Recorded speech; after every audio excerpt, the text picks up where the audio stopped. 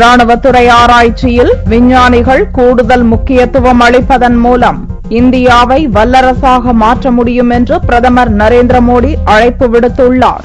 டெல்லியில் உள்ள ராணுவ ஆராய்ச்சி மற்றும் மேம்பாட்டு நிறுவன பவனில் சிறந்த விஞ்ஞானிகளுக்கு விருது வழங்கும் நிகழ்ச்சி கோத்தாரி அரங்கில் நடந்தது. இந்நிகழ்ச்சியில் பங்கேற்ற பிரதமர் நரேந்திர மோடி விருதுகளை வழங்கி ராணுவ விஞ்ஞானிகளை கௌரவித்தார். விழாவில் பேசிய மோடி, இந்தியா வல்லரசாக ராணுவத்துறை ஆராய்ச்சியில் விஞ்ஞானிகள் கூடுதல் கவனம் செலுத்த வேண்டும் என்றும், பிற நாடுகள் 2020ஆம் ஆண்டுக்குள் செய்து முடிக்க இலக்கு நிர்ணயிக்கும் போது அதை நாம் 2018ஆம் ஆண்டிலேயே முடித்துவிட வேண்டும் என்று அழைப்பு விடுத்தார்.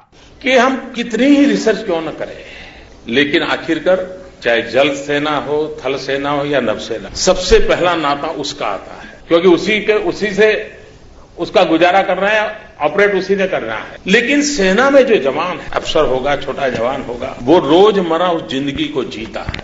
काम करते करते उसके मन में भी बड़े इनोवेटिव आइडियाज आते हैं. जब वो किसी चीज को उपयोग करता है, उसको लगता है इसके बजाय ऐसे होता तो अच्छा हो. उसको लगता होगा लेफ्ट साइड डोर खोलता है, लेकिन राइट साइड होता तो अच्छा होता.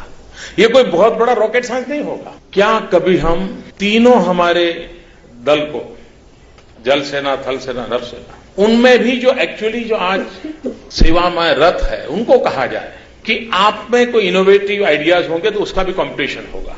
மாறிவரும் உலகில் போர் முறைகளும் மாறுவதாக குறிப்பிட்ட மோடி, அதற்கேற்ற தொழில்நுட்ப வளர்ச்சியை இந்தியா முக்கிய கருவியாக கொள்ள வேண்டும் என்றும் வலியுறுத்தினார். இந்நிகழ்ச்சியில் DMRL முன்னாள் இயக்குநர் டாக்டர் திபங்கர் பானர்ஜிக்கு வாழ்நாள் சாதனையாளர் விருதை பிரதமர் மோடி வழங்கினார். இதில் ராணுவ அமைச்சர் அருண்ஜேட்லி உள்ளிட்டோர் கலந்து கொண்டனர்.